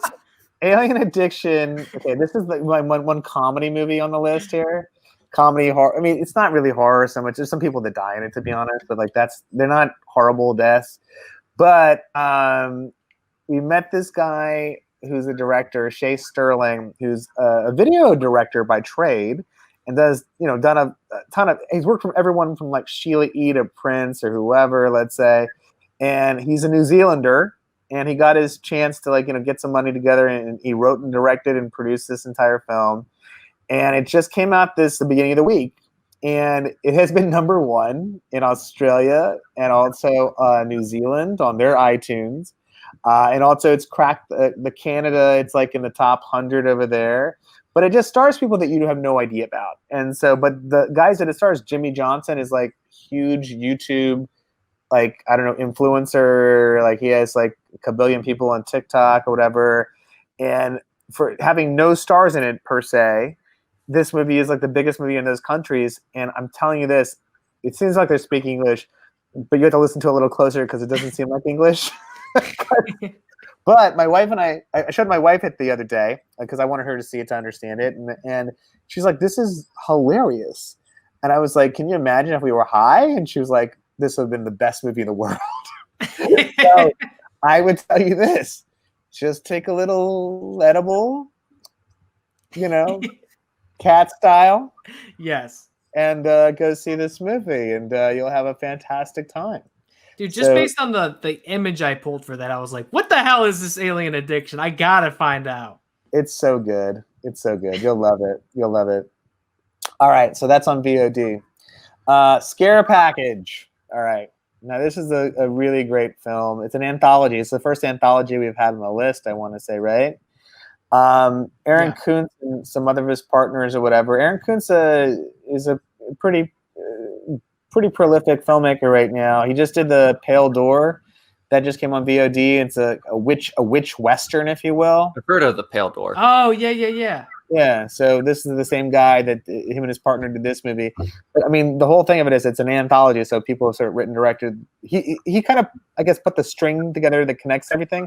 I don't know that he wrote and directed the whole thing, but it's really funny, actually. Yeah. That's the main thing of it. It's horribly funny. Each section is kind of funnier than the next. I don't want to give it all away necessarily because there's a connective tissue through it, if you will. I will say Joe Bob Briggs is in the film, and so he's obviously a god in our circles and so forth, and he's great. But the one you really want to look out for is called One Time in the Woods. All of them are funny, by the way. All of them are like you would just be totally satisfied with each section, let's say. But this thing is so gory and horribly funny and disgusting, also horribly funny, that you're like, you'll pay attention to it more so than you would other ones, right? So, okay, so that's all I got to say about that. All right, so getting to the end of it here, almost there. I mean, Matt, did we actually get through? I have 2 more left. Did we get to 31? We have, let's see, you have 2. Wait, 2 left. I have 2 left. 2 more, I believe. Yeah. Yeah. That gets us to 31? I think that gets us to the 31. The full October set for this month. All right, here we go. All right, Swallow. Now, Swallow, we saw at Fantasia, premiered, I believe, at Fantasia, is one of the most horribly uncomfortable movies I think I've ever seen. There's a certain condition when people, I don't know, eat dirt and eat just objects and things. I think it's pica, right? Yeah. That's exactly what it is. This is a pica horror movie, right? And you'll watch it and you'll just be I remember sitting in the theater and just being like, no, no. For me, and that's hard for me to get to because I'm usually like, yeah, whatever. I did gross. I was psycho-bio major, undergrad, and half a master's in neurobio, and part of that was taking gross anatomy, where I cut up dead bodies and stuff. And I'm like, all right, we're cutting this dead body up, and the body's on its this is an aside. it's on its front to begin with. Like you don't see what it is, like and you're just seeing the back of it, and we kind of lift up the head. We're like, that's an ugly looking man. We had this poor old lady that was like 90 something years old, and we didn't know it was a lady. We thought it was a man. That was the thing, and so you don't know what it is until you like turn it over, and you're like, oh, China! Like this is the worst, and like I was cutting. We'd be cutting stuff up in lab, and be like, this is terrible. And then like you watch horror movies, it doesn't faze me. It doesn't faze me usually. This is how jaded I am, right? And then fucking this woman eating a tack, just like that fucks you up so bad, right? Yeah. So, just so you know, this is gonna fuck you up a little bit when you watch this movie. It's a great film. It's a slow burn. It's a psychological weird thing going on when you watch this film. It's like one of the best of the year. Really, it is. I mean, you can't. There's nothing to compare it to be honest. Really, at least in my mind. So that's something you should definitely see when you get a chance. Again, I think VOD. I don't know where exactly that is right now, to be honest. Yeah, I think just generally, VOD for that one. All right. So any further thoughts on anything we talked about? Because I have the last one coming up, I guess, now, right? And I'm actually surprised we got to it this fast. I thought it was going to take like 3 hours. Me too. Honestly, yeah. I tried to move it along. I'll be honest. You've been a real general through this, I think. Yeah. And we appreciate that because this could have gone probably 5 hours. I just thought I'd be so drunk by then. I'd be like, "Yeah, it's a spiral. You should." I'm surprised I'm not completely wasted. I'll be honest. I'm a little silly. I'm a little silly too, but you're not drinking Natty Light, are you still? No, but I'm drinking heavy beer. What are you drinking now? Let's see. I had pumpkin, which is 8.6. I had Night Owl, which is 7.6, and now I'm on a 6.2 or a 6.4, something like that. So I've been drinking heavier beer than the normal 5%. I'm on Spooky Tooth from Fatheads. I don't know if you guys get Fatheads on that end of the country. It's kind of a regional deal. No, I never heard of it. But this is our pumpkin ale. We're clocking in at a 9%, and I've had 2 over the course of the show, so I'm feeling a little wavy. Well, I'll tell you what I drank tonight already. I drank 9% Fin du Monde. It's like one of these, let's say. Caramba. Yeah, and then I drank one of these that was 9%, I want to say. Caramba. Hold on here. Putting us to shame, man. I don't know that there's no shame involved if you're an alcoholic. Like, well, I mean, allegedly. Allegedly is a good term. All right. So it's not so bad actually as I thought. I'm not as much alcoholic as I thought. No, so I drank one of the Fin du Monde, and then I drank this one called Auditor that is the same size as that. And this is over since like 4 o'clock, right? So now it's almost gonna be 8 o'clock. So 4 hours period of time. So essentially those beers are like the big format beers are like 2.5, I want to say, maybe 2.5. I drank 2 of those and then one of these. So I've drank like 6 beers over 4 hours. It's not too bad. I mean, I think it's what you drink in a bar maybe, but long and short though is that I'm not that fucked up. Yeah, honestly, me neither, and that's surprising. I'm drinking some Statesman, so hey. All right. You're like, I'm drinking whiskey. I'm drinking 47.5, 95 proof. You just opened that. Don't front. Listen. Can we all just do a cheers real quick? Matt, can you come back in here? All right. Cheers. All right. Boom. All right. So Taylor, my glass is right here. Actually, I have not just opened it. Amen, brother. Amen. All right, listen. There's no one's dick is bigger than anyone else's dick. Because Matt, I know, has a big dick. I can just tell. I just know he does. All right. All right. Let's the last one. Last one. It's called Spiral. Spiral. Okay. Here we go. This is on Shudder. Fucking the commercial for goddamn Shudder.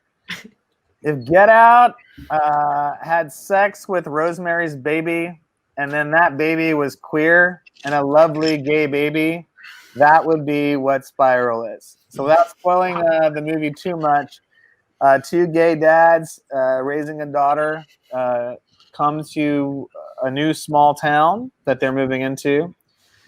Of course, things are not what they seem, as with most horror movies. And it has a really super creepy atmosphere, I'll say that, and unfolds masterfully.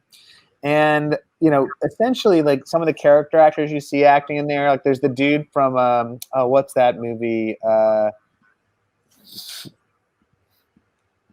Okay, this is a 90s movie a 90s movie, I want to say.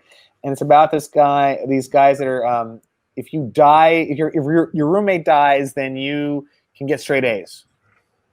Thomas Everett Scott starring.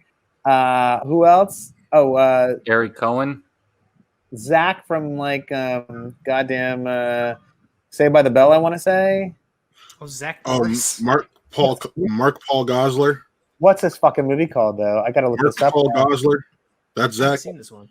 I think I'm pretty sure it's that guy, but like it's well, I gotta look it up now. I'm sorry. Oh, he just disappeared. Oh no! He was so confused. He's not even in the lobby. He's gone. Oh no! I hope Alok comes back. Oh no! He got lost in the sauce. There he is. He's reemerging. I looked at I was trying to look it up on your fucking. I shouldn't have done that. Okay. All right. Sorry. Here we go. I killed my roommate or something? Man, I don't know this one. Dead Man on Campus. Yes, you got it right there. Which actor is this? Mark Paul Gosler, the actor who played Zach on Saved by the Bell.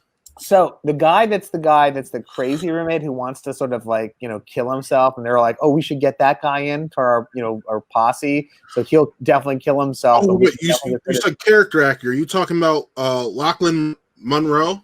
Monroe. I think that's the guy. So he is in this Spiral movie, right?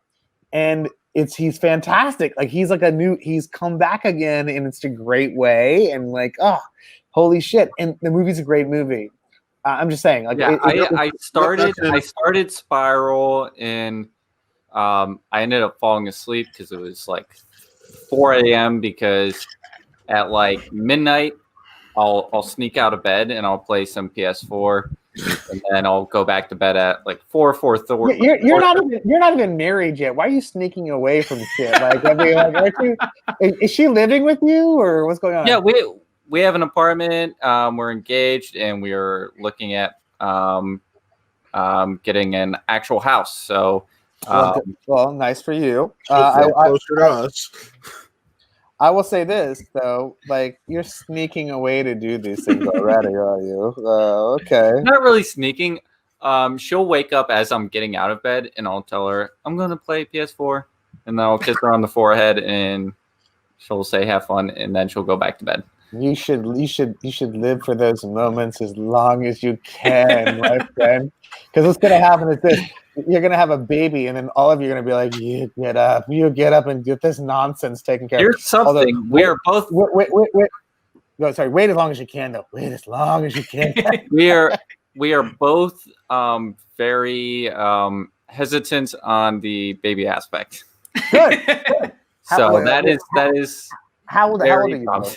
This is probably nothing that the podcast wants to hear. I'm sure you'll edit this out. I'm 26. She is 21. Oh my god! She'll be 22 in January. I mean, I'll be 26 next month, and my girlfriend will be 21 in December. Damn, all you guys dating the young and chickies. I love it. But Taylor's a year away from 30, so don't let him fool you. I'm 27, man. I'm the grandpa of this show.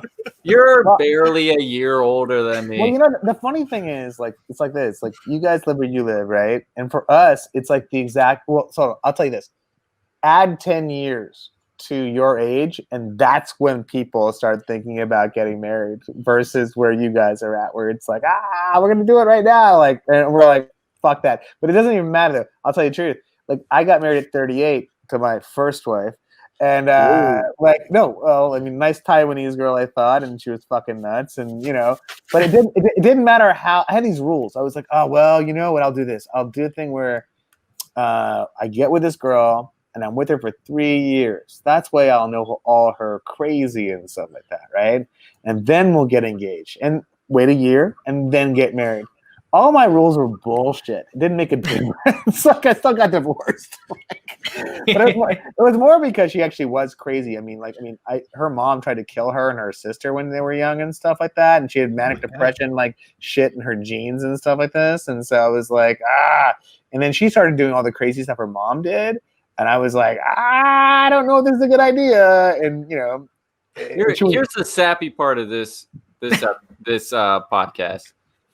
Met someone who accepted me and is just a beautiful human, and right away I just knew she was the one. So I was pretty much planning it from the moment we met, and we met on Tinder. Here's the thing: Tinder is not just for hookups. Sometimes you'll meet the one, and I did. And the moment we met, I just kind of knew it was the one. So almost 2 years later, I just thought, enough waiting. Well, I'm glad you waited 2 years though, because you never know. Like I'm saying, yeah. But but what I'm trying to tell you before is this: it doesn't matter how much time you wait and how much stuff you do. It can always go to shit town no matter what. But you just got to make sure you are going to shit town with the right person. we were like, we don't want to get the lawyers any of this money. Let's just be like not contentious about any of this. And we didn't have any kids or whatever. All we had was a dog, and there was a dog that she made me get. I wasn't even a dog person, frankly, and she made me get a dog. And this dog, I fucking love my dog. I have a German Shepherd. I've had her for 9 years now. Like, fucking, this is the best dog in the world. It's the best thing that ever happened to me in terms of, like, at least this marriage, getting me this dog, right? Like, so. But I will always be a dog person now. I will always get another German. There's Ripley. Poor Ripley. I don't want her to hear this. Like, she's doing really well. She's not even sick at all. But anyway, I'm talking a lot of shit tonight, and we're cutting a lot of this off, right? This is not on the podcast. Oh, this is live, so this is. I mean, it's live, so it is included. Yeah. Oh, okay. Then terrible then. All right. Well, I'm gonna go pee for a second. I'll come back. I'm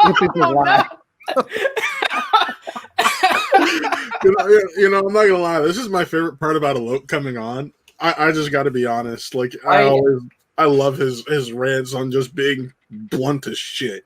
I love the perhaps revelation that he never knew this was a live show until right now.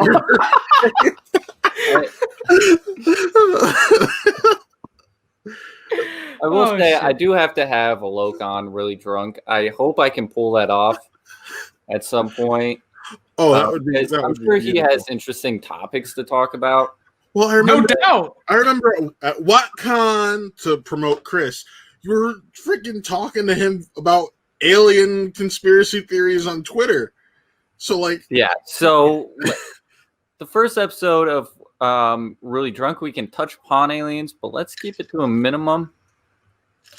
Look, if you have a Alok on Really Drunk, I don't think it's even worth assigning a topic. Like, I feel like you guys just go. Yeah, just go.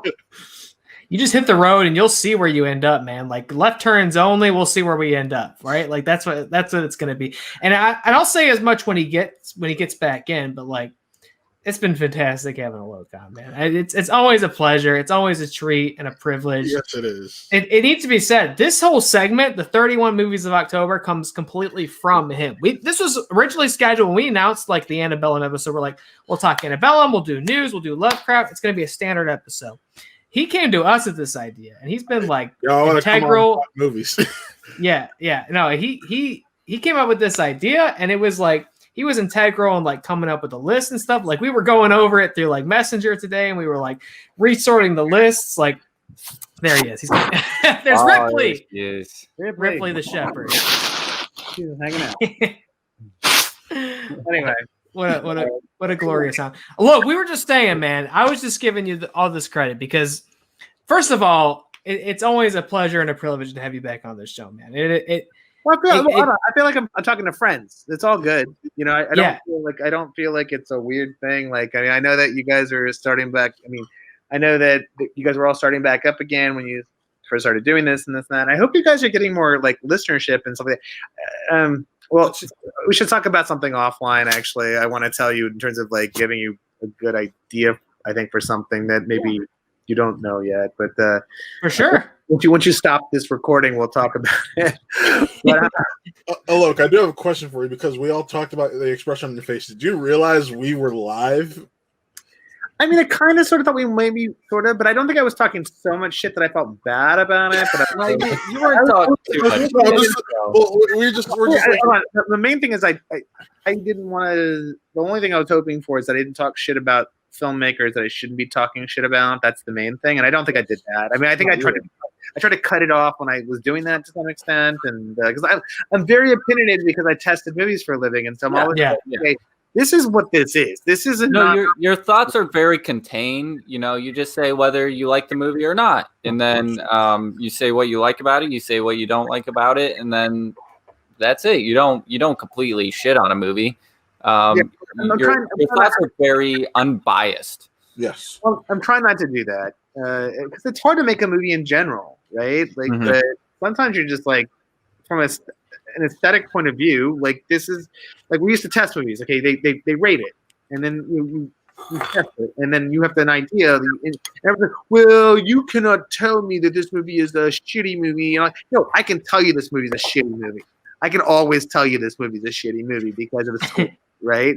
And I know what the scores were, and I know that I'm so used to it that I can tell what an audience almost would score for, and I can actually tell you what I think of it based on those scores, right? Yeah. So, like, to tell people it's all subjective is kind of bullshit in a way, but like I don't want to like shit on independent films which need the money to continue going. And like, listen, it's the first time that this guy made a movie, for example, one of the guys, let's say, right? And you're like, listen, I would like to see what that guy does next, right? Yeah. So that's another part of it too, right? Anyway, sorry. No, you're fine. It's like it's really with any filmmaker. Their first movie, you're like, okay, that was pretty good. There's some things I didn't like about it. I want to see what they do more, like what they do next, and then you really love their movie. For instance, Denis Villeneuve, which is possibly my favorite filmmaker next to Spike Jonze. He did Incendies, which I wasn't too high on, and then he did Enemy. And then he did Prisoners, and then he does like Arrival and Blade Runner and next Dune. Like that first movie, usually you're just like, I want to see what they do next. You're not too high on their first movie, and then they do something, and then do another one and another one, and they end up becoming your next favorite filmmaker. So, you know, that's a great example. Here's the problem with that guy: like he has done nothing to hype himself. Because you don't know who that guy is still. Like most of America doesn't, unfortunately. From film to film. Like it's never a thing where it's like he didn't M. Night Shyamalan Ding Dong himself. Like he should have, but he didn't. Sadly, he just. I mean, I feel bad that like he hasn't more. There's no more awareness for his brand. He's very mysterious. You don't know who this guy is. But he's so good. Like Blade Runner is in my top 3 all-time favorite movies. Blade Runner 2049. He's a genius filmmaker. Well, he's doing Dune too, right? Yeah. Well, I thought that trailer was fucking amazing. Yeah, I have a hard on for Denis Villeneuve. It almost made me cry. Yeah, same. Like, I had a single tear roll down my face. But that's with any film. Right?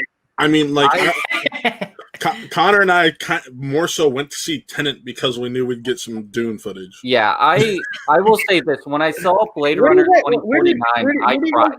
Where do you guys live again that your theaters are open? I'm trying to remember. Ohio. Cleveland, Ohio. Cincinnati, right? Okay, Cleveland.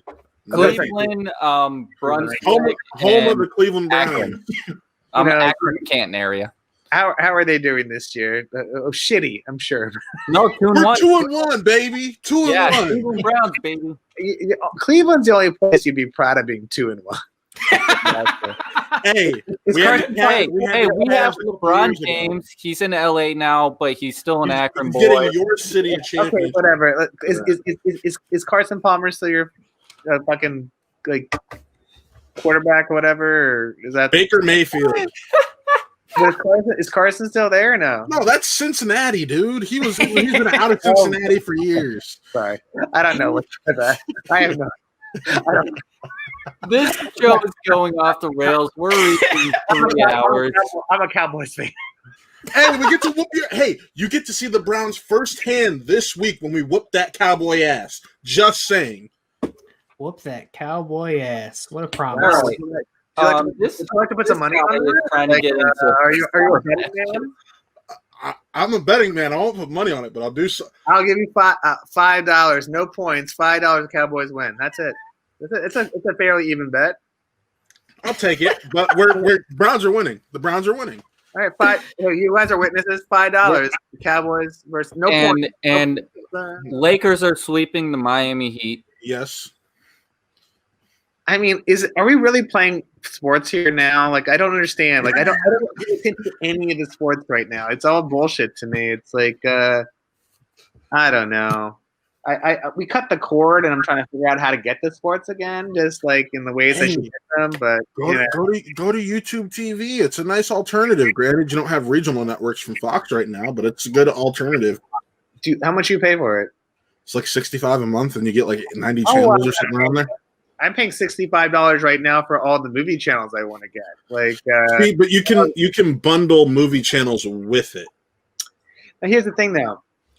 I literally just want to have USC for football, which we're not playing right now, and I doubt you're. You gotta start. No, you. It's announced. The Pac-12 starting in a couple weeks. Yeah, but all the other there's been so many affection. Like Notre Dame is not playing for the next 2 weeks or something, and I'm going to tell you this, and also there's like football teams that are canceling now too, like the Titans versus whoever is supposed to play next week. I'm going to tell you, the whole thing's going to be shut down in 2 weeks. Yeah. I would love it if it wasn't, because I need some entertainment in my life. But like, Yeah. It's what it is. I could talk to you guys. Well, look, I'm sure deep down we're like girls doing each other's hair right now. Amazing. And what horror movie do you like? Well, I love John Carpenter.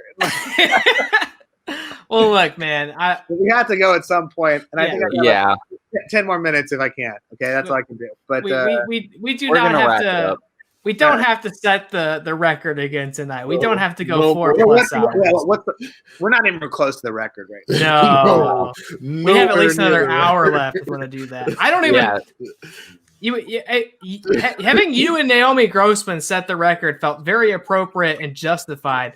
Last week it was an accident. Us somehow beating it by an entire hour on our own is just really undeserved. You guys set the record yourselves last weekend.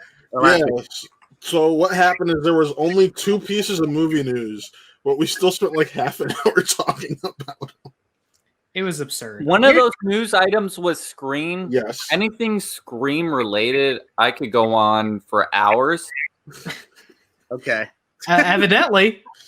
Yeah. So that's what happened. All right. And then we did a huge breakdown of Lovecraft. And you guys like the Lovecraft show or no? Yes. Love it. This episode sucked, but I've heard such mixed things about it. I watched the first show and I think the second show, and I was like, that's good. And then I was like, I don't care. I mean, it's a whole thing where I'm waiting to get HBO back because I wanted to the whole like Fed by Wolves or whatever to be HBO Max. Yeah, that's on my list to. Raised by Wolves is fucking terrible. Oh no! I hear so many good things about it. You're the first person I've heard about. I watched 2 episodes and I said that's enough. Oh no! Did you like Westworld though? I love Westworld. Okay, because there's a lot of people that like don't like Westworld that are like also huge haters on that. So I just I love Westworld, and I just thought Raised by Wolves was boring. Oh no! Ridley Scott's. I mean, he's always been kind of a weirdo, right? That's part of his I was looking genius. Forward. I was really looking forward to Raised by Wolves, and I thought it would be really cool to talk about on the show because I saw trailers with her just screaming and people blowing up, a bloody mess, and that's all in the first episode. But you've only watched 2 episodes, right? I'll give it more of a chance. feel But like you those should 2 give it- episodes I mean, are very the unimpressive. season finale is up now, so there's They already greenlit 10 the second episodes. season. They already greenlit the Yep. second season for it already, which makes me Oh. think maybe there's something to it. Maybe So, I'll give it more of a chance. yeah. I'm about to re-up my as long as it's all done that particular series. I'm about to re-up my HBO whatever it is. 'Cause it is done. my friend told me, like, listen, cancel it after the first 2 or 3 months, and they're gonna come back at you and they want to get you for the whole year for like $10 a month. And I was like, I will say The Vow on HBO Max, fantastic docuseries about Nexium. Yeah. That Perry is Mason. Perry Mason, great fucking show. No, Taylor Nichols in a 1BR in also Perry Mason a lot apparently. Oh, Fury, our cult leader, is Mhm. in it all the time. no shit.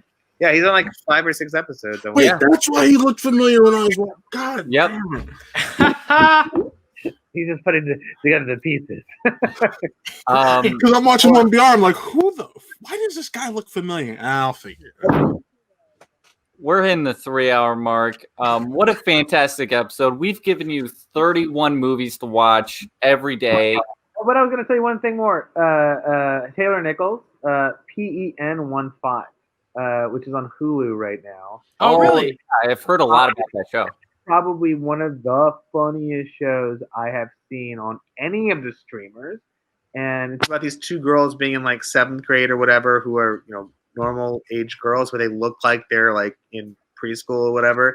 And the funniest shit ever. Taylor Nichols plays the dad in this show, by the way. Sorry. Now, Connor, you go on.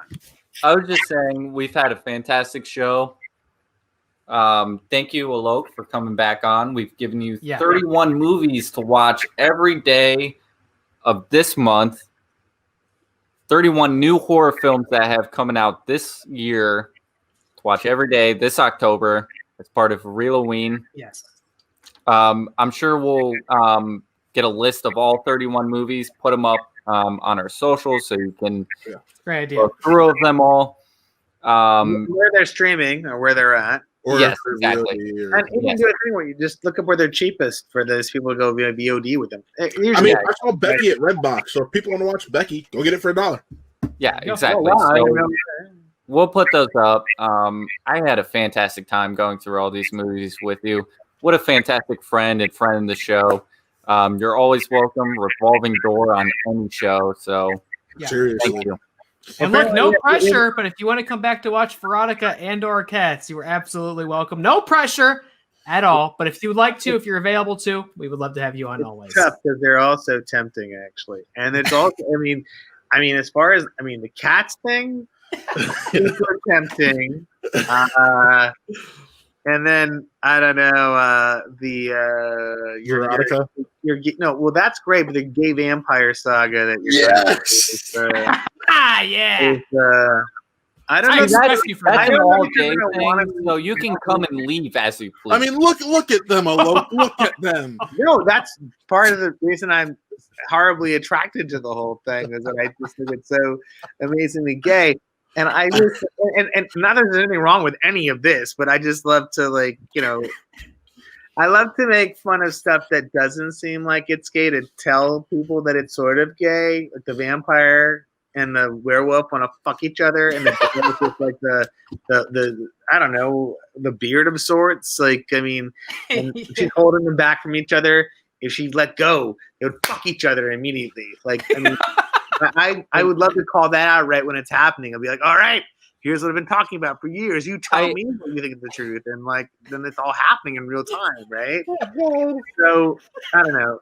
I would love to come back for all of this. It just depends. When is the one in November? You're saying that one? It's, that's no 21st. 21st is the gay vampires, and then the October 10th is Cats. So and tempting. Tomorrow is Veronica. It's so tempting. Let me send me an email reminding me of this because I'm drunk tonight. And I will reach out to you about Really Drunk, because it's a random schedule. We can film it whenever. If you're feeling chatty one night, you've had a couple, and you have a topic you want to talk about, The whole idea is the guest comes up with the topic that they want to talk about, and I get increasingly more intoxicated and talk about that topic that I may know about or I may not know about, and I'll learn about it with the I guest. thought that would be wonderful, but I feel like I need Matt and Taylor on to be increasingly drunk as well. Oh, that's fine. That's fine. We can have a 4%. Yeah, I mean, listen. Let me think about something, because I always have these thoughts where I'm like, okay, why hasn't anyone talked about how racist Cats is, or or whatever, whatever. See, those are topics that I want on the show. I want things that I might not necessarily have thought about to be on the show, and I'm drunk and I'm like, holy shit, you're right. Hey, as racist as Cats is, they're not as racist as the president. Racist as Cat? What? I said as racist as Cats is, it's not as racist as our president. Oh, no shit, Sherlock. What a cookie for this? I mean, yes, I do. Jenny, can you hand me one? I mean, I wish I could. It's depressing. That's something. This is a portrait Taylor a little bit more. These cookies that Taylor cannot find that he loves those so dearly. Oh, those are from the grocery store, right? Pillsbury. Well, yeah. They're like a soft cookie, right? Mm-hmm. I know those cookies. We've had those here too in Los Angeles. Yeah. Your fancy cookies. But listen, Taylor can't find them right now. That's why I'm messing with them.